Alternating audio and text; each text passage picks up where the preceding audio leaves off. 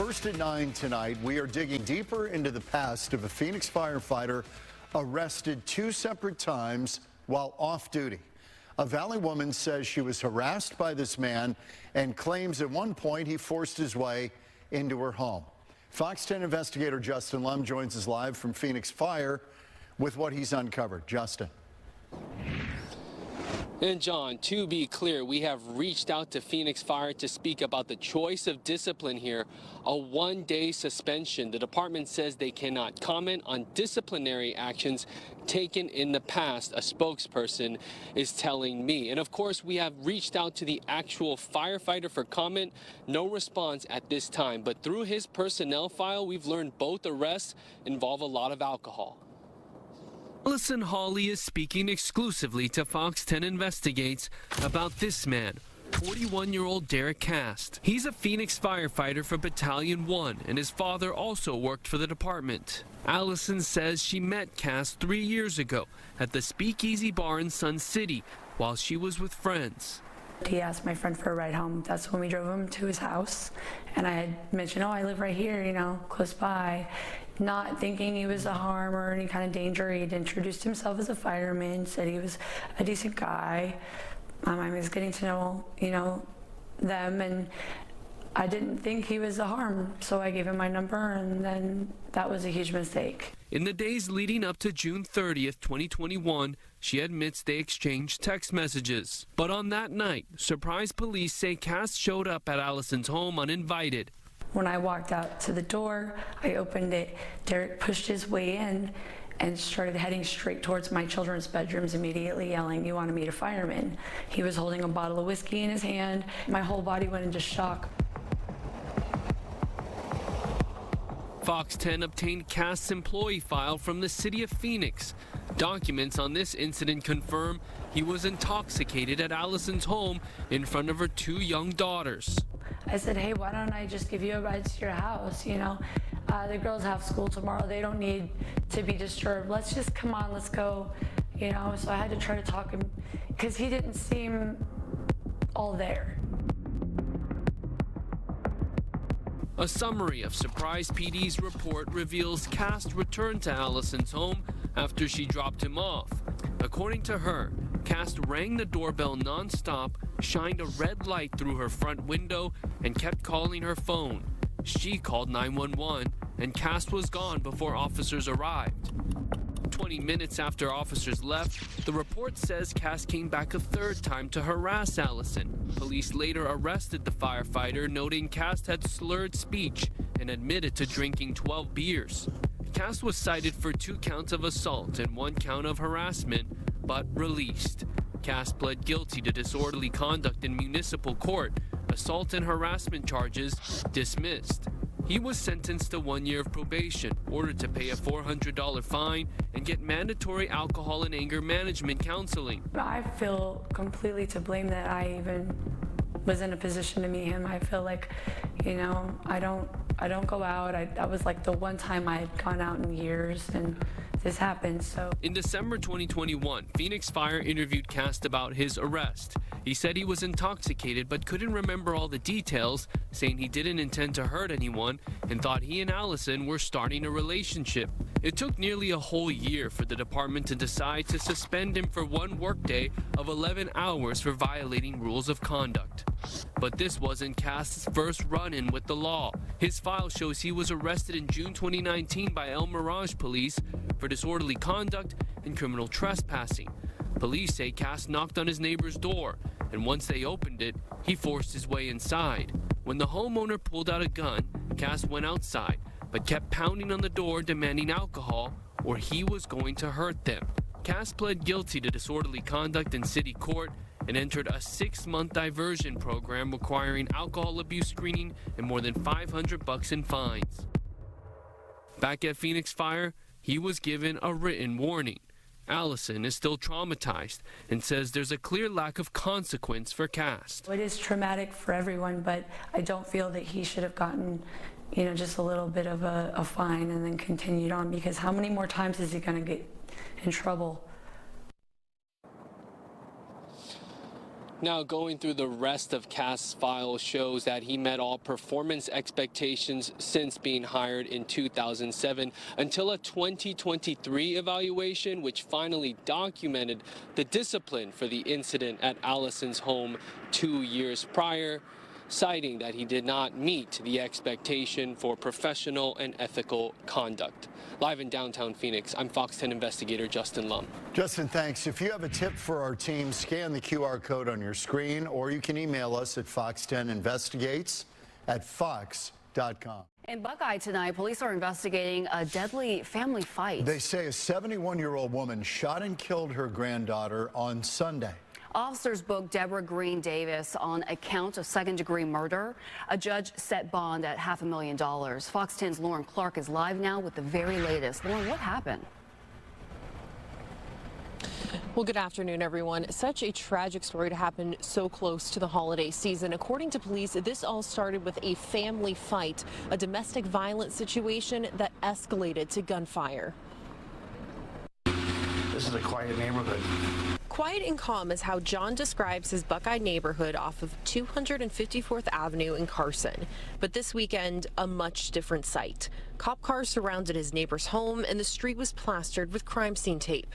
More squads, more ambulances came. This whole place was filled. Couldn't get out. Then neighbors learned the details of what happened. 70-year-old grandmother shooting and killing her granddaughter. It was not in this neighborhood, come on.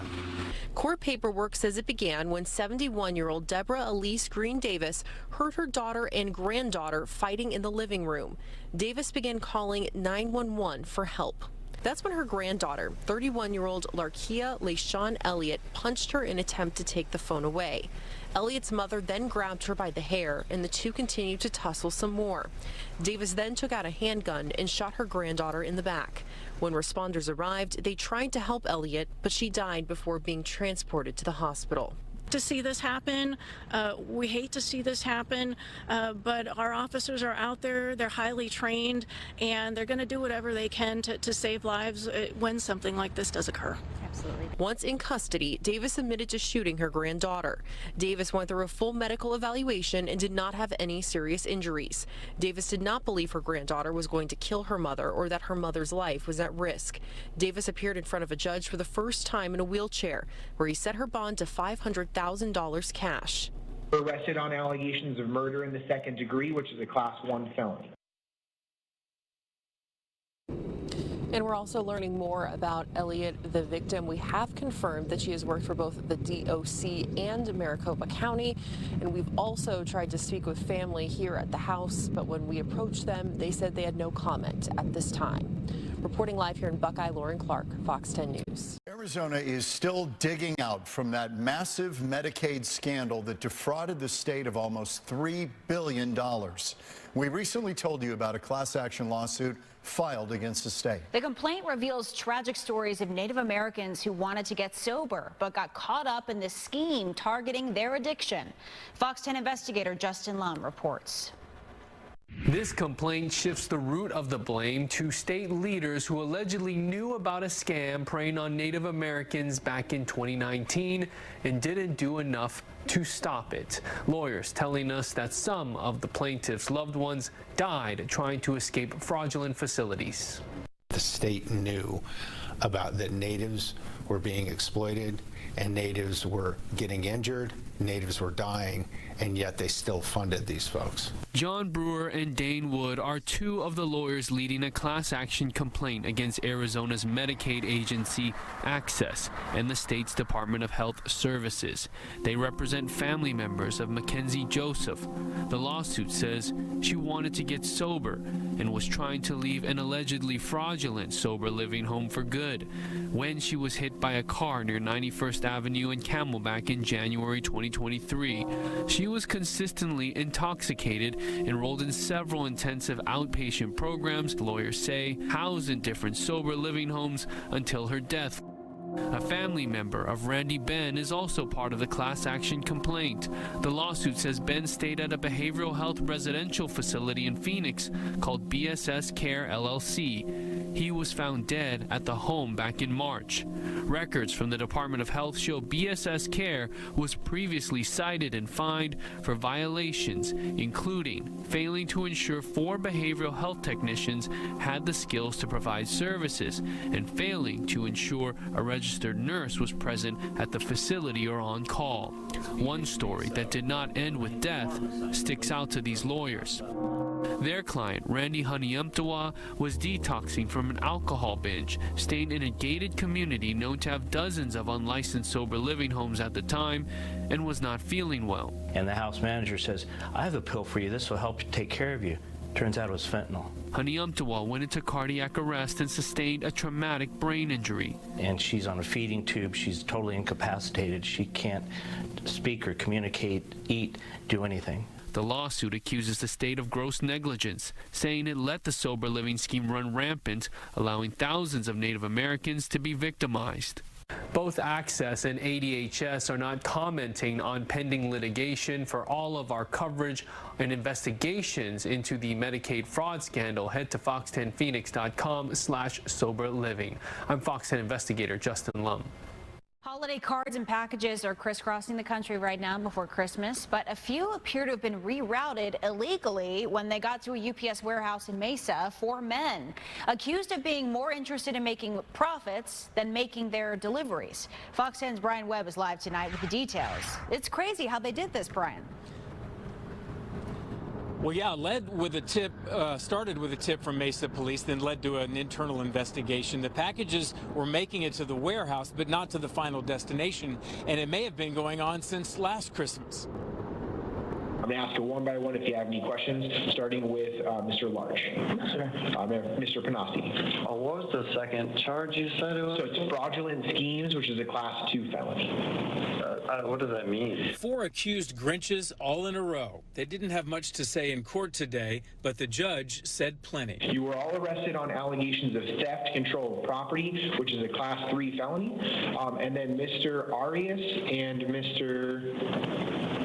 Panasi, you were also charged with 1 count of fraudulent schemes, a Class 2 felony.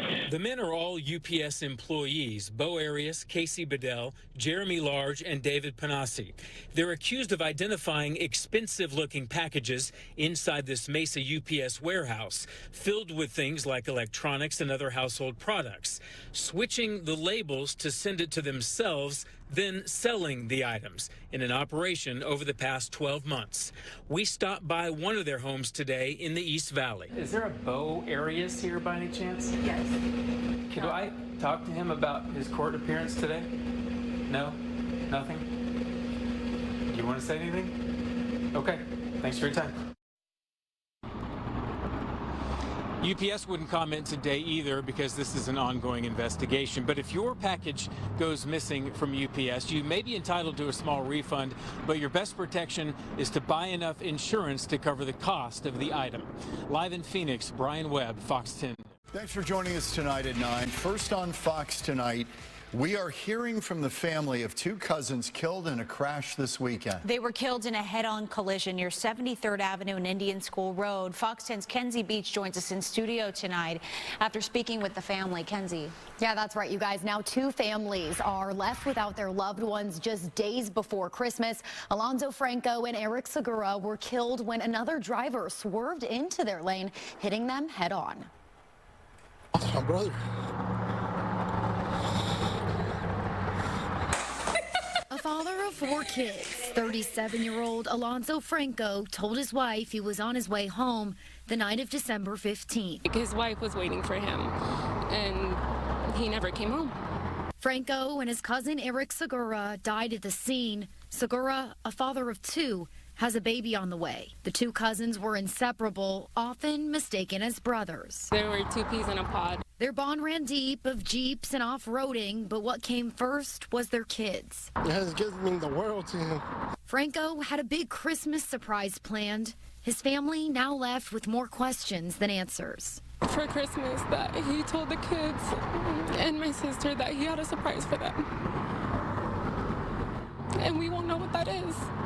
7 kids now left without their fathers. Jorge Hernandez, their uncle, knows it's his responsibility to step up. I know he would do it for me. I'm definitely going to do it for him.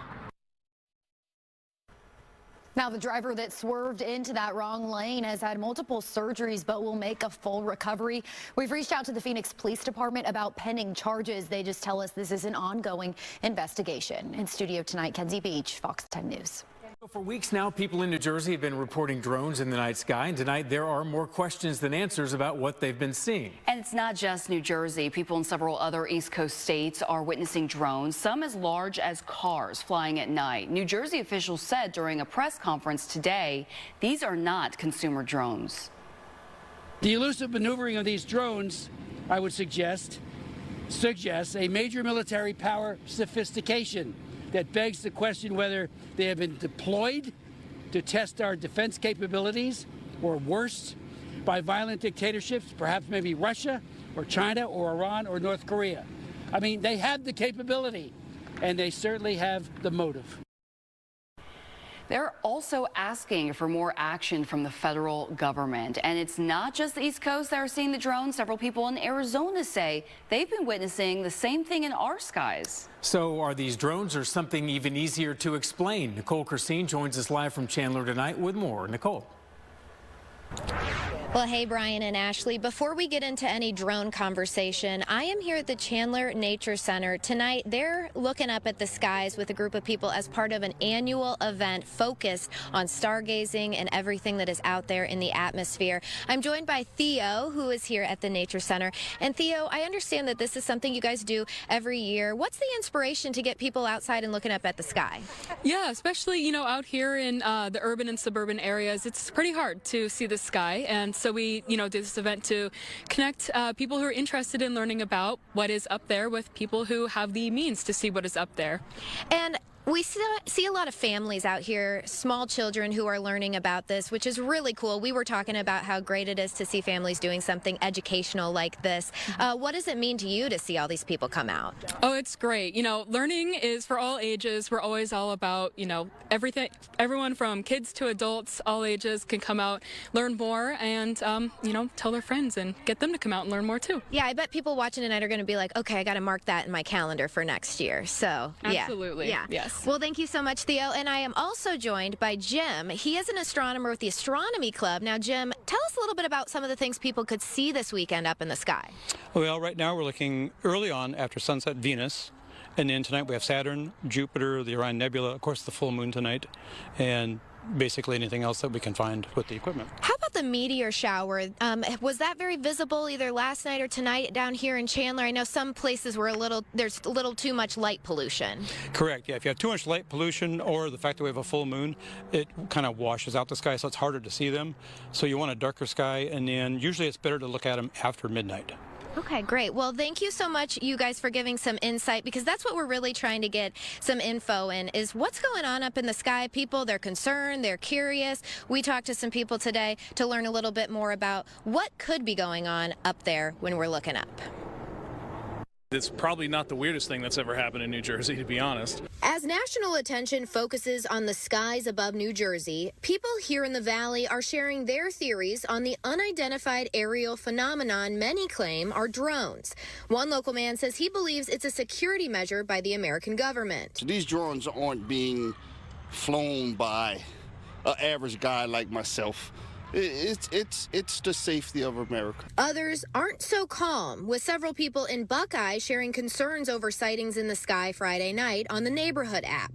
Astrophotographer Andrew McCarthy believes the East Coast sightings could very well be legally manned aircraft. I got thousands of videos pouring into my social media feeds now. And what I come up with is I think just people might have just been hearing about these drones and then going outside and looking at air traffic for the first time in their lives. McCarthy says Venus and Jupiter are both currently visible in the skies, and also pointed out to the New Jersey governor on X that he was likely seeing the constellation Orion and nothing more nefarious. Because, of course, the constellations, as we know, are fairly harmless, unless, of course, you got a bad horoscope or something. As for the minimal information shared by the government in relation to the sightings, McCarthy said he feels confident in the statement from the the Pentagon assuring the public there is no outside threat. As far as I can tell, it's more of a bit of a social frenzy than than any actual concern. Regardless of what the answer ends up being, and when that answer comes, today's technology does create a surge in conversations. With the amount of cell phone videos and just the fact that we have the technology to kind of digitally record these things anywhere is making it a lot harder for people to kind of push it under the rug. And McCarthy has this advice for anyone, whether you're curious about what you might be seeing up in the sky, moving objects, potential aircraft or other aerials, and also those who might be concerned, a little nervous about it. He says you can get flight tracker apps and other similar technology downloaded straight to your phone, and you can look that up when you find anything up in the sky that might be a little mysterious or unexplained, and that might lead you to an easier answer. Reporting live tonight in Chandler, Nicole Christine, Fox 10 News. A Phoenix family is mourning the loss of a father and son killed on the side of the highway. It happened this weekend near the Loop 202 and Elliott. Authorities say they were filling a family vehicle with gas when they were hit by a passing car. Nicole Christine has more. The Tabaja family should be celebrating the 77th birthday of its patriarch, Albert Sr., this upcoming week. But instead, they're planning his burial, along with the burial of his son, Calbert. Through their pain, this grieving family wants to get across a message: slow down and pay attention while out on the road. We're a tight-knit family. Now this Christmas is going to be two less. Delbert Tabaja says if his brother Calbert were here today, he'd be glued to the TV watching NFL matchups. This year it's the Cowboys. Last year was the Titans. The year before that was the Ravens. So he jumped from one team to another. But Calbert knew the most important team is the one you're born into, and he doted on his nieces and nephews. He always make time, like when they come over, he'll be like, let's get something to eat, for the whole family, or birthdays. He goes, yeah, here's some of the money, and he would buy like a bouncy castle when they were little, bouncy castles and stuff like that. He took me to a baseball game before. It was pretty fun. The head of the family, Albert Sr., gave his sons and grandchildren a role model they cherished. He always told us, you know what, the man upstairs, and you have a good family, you're rich. Doesn't matter, money, that means nothing. But on Friday evening, the three men were on the shoulder of the 202 gassing up a vehicle when a Tesla hit Albert and Calbert. Delbert's next few minutes came with devastating discoveries. First, as he checked his brother. Down deep, I know. He was gone, but I had to check. I did. And he was already no response, no nothing. And then his father. Like kind of nudged him, like, Dad, wake up. I thought he got knocked out or something. And then I tried calling his name, nothing. So I wanted that to his neck. And yeah, he was already gone too. Delbert says all three men had taken safety precautions. I was waving this light like this so they could see it's a bright LED. So I was like going like this. And I had the strobe lights and stuff like this. This one blinking and that one blinking like this on top of my van. And my brother's truck had hazard lights on too. Delbert wants drivers to educate themselves on the state's move over law, which requires drivers to move over one lane or slow down when driving by a vehicle pulled over with flashing lights. He also wants drivers to slow down on all roadways. You're not going to get a trophy or anything for first prize being there and stuff like that. No. See, that person that hit my dad and my brother forever changed their lives. For what? DPS is investigating this crash, and the driver of the Tesla did stay on the scene that night. Delbert says he'd like to personally thank a truck driver who he said blocked part of the road until DPS arrived in order to keep his dad and brother's bodies from being hit again. He also shared that the family has plans to take them both up to the Navajo reservation where they'll be laid to rest. They are looking for some help in funding for that, so we have a link to a GoFundMe on our website. Reporting in studio tonight, Nicole Christine, Fox 10 News. To be honest with you, I'm feeling a little dismayed now. So close to Christmas.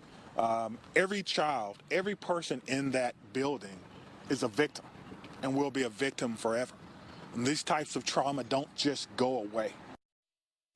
Sobering words from police after a school shooting leaves 2 people dead and 3 others hurt. The story making headlines across the country after a teen opens fire inside of a small Christian school in Wisconsin yesterday. Yeah, the shooter has now been identified as a 15-year-old female student of the school. Fox's Bowen Kedrovic is live in Madison, Wisconsin with more on this and such a heartbreaking story, Bowen.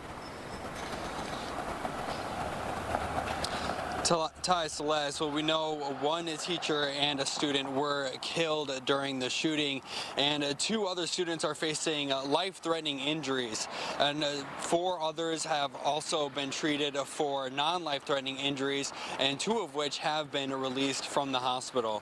Now, police responded to reports of an active shooter at the school shortly before 11 yesterday morning. Police say that call came from a 2nd grader. The shooting happened inside a study hall with students of multiple grades. Police say the shooter used a handgun. They also say evidence suggests the shooter turned the gun on herself. She died while being taken to a local hospital. Madison police say they are still working to find a motive.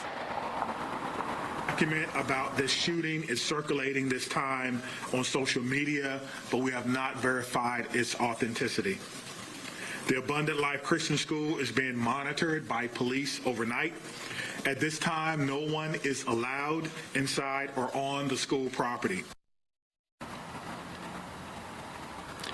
Abundant Life Christian School released a statement on their social media saying, "All of our students have been united with their parents, and we are grateful for all of the support.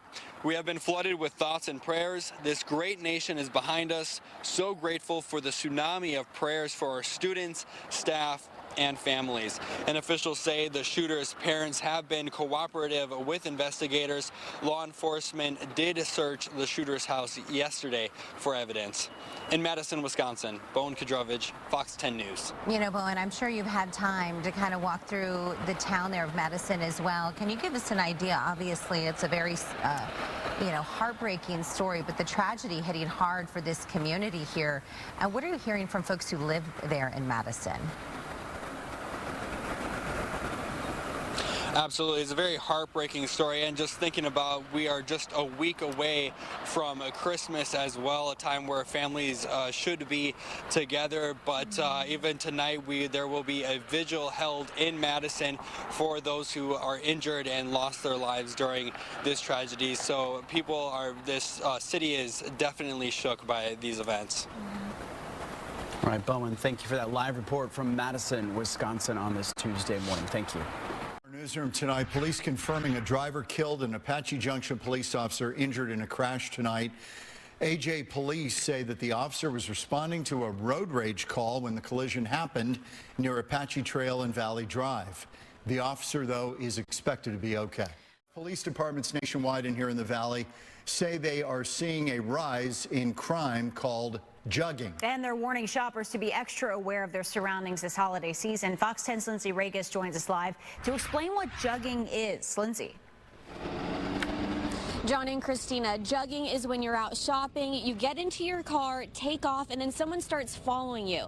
You get to your next destination, you get out of the car, and that's when they break into your car. It's been an uptick nationwide. But for Chandler, not so much of an uptick. This is more of a proactive, like, let's get some word out to the community. The message to shoppers include be aware of your surroundings to avoid being a victim of jugging. So jugging is essentially if you're going to a high dollar store or leaving a bank and a suspect follows you from that location to your next destination, where they then break into your car or otherwise rob you of, money, items. Police departments have noticed jugging increases during the holiday season. Typically when we would see these things in the past, it was more of a scenario where, they'd be some form of a robbery, either a confrontation at someone's car, whether they're armed or not. Jugging is a little different. You may never see the suspect. A lot of times these folks are following people home and waiting till you get inside or at your next destination, forcing entry into your vehicle, and taking those items. Chandler PD is sharing prevention tips as shoppers are in go mode, getting gifts ahead of Christmas. If you can at all avoid it, especially during the shopping season, try not to leave high dollar items or cash or firearms inside your vehicle, and be aware of where you're at and who's around you. Chandler police say if you notice someone following you after you go to the store or even to the bank and you feel unsafe, it's best to report it and call 911. Reporting live in Chandler, Lindsay Regis, Fox 10 News.